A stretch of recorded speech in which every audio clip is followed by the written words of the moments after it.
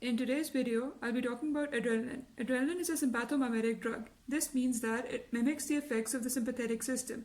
It acts on both alpha and beta receptors.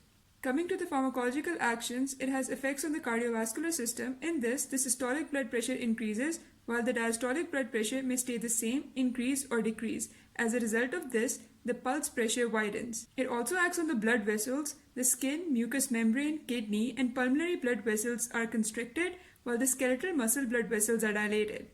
In the heart, it has a positive chronotropic effect, which means that the heart rate increases. It has a positive ionotropic effect, which means that the strength of heart contraction increases. It has a positive bromotropic effect, which means that the conduction velocity increases. It also has a positive bathmotropic effect, which means that the excitability of the heart increases. On the electrocardiogram, the ST segment is elevated or depressed, while the T wave is flattened or inverted.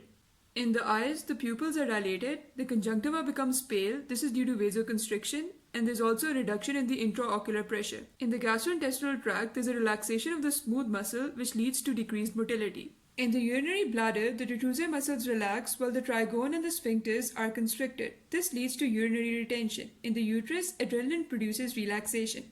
In the respiratory system, it causes bronchodilation and vasoconstriction of the respiratory mucosa. In the central nervous system, adrenaline does not cross the blood-brain barrier, but at higher concentration, it causes restlessness, anxiety, and apprehension. Adrenaline has anti-allergic effects. It is the drug of choice in anaphylactic shock, and it reverses all the effects of histamine. This is an example of physiological antagonism. It also decreases the release of inflammatory mediators from mast cells.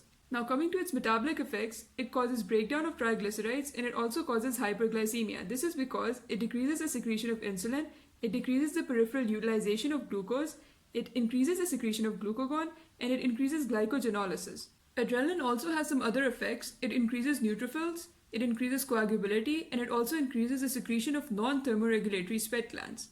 Now coming to the therapeutic uses of adrenaline, it is used in anaphylaxis. Like we've already discussed, it is the drug of choice in anaphylactic shock. It also prolongs the activity of the local anesthetic. This is through vasoconstriction, as a result of which the anesthetic stays in the area for a longer duration.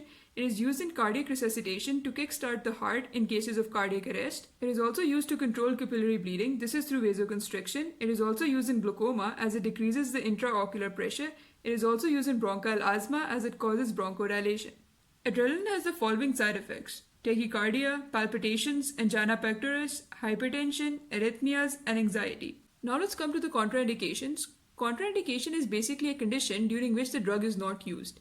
So, adrenaline is not used when patients are suffering from pheochromocytoma, ischemic heart disease, thyrotoxicosis, and hypertension.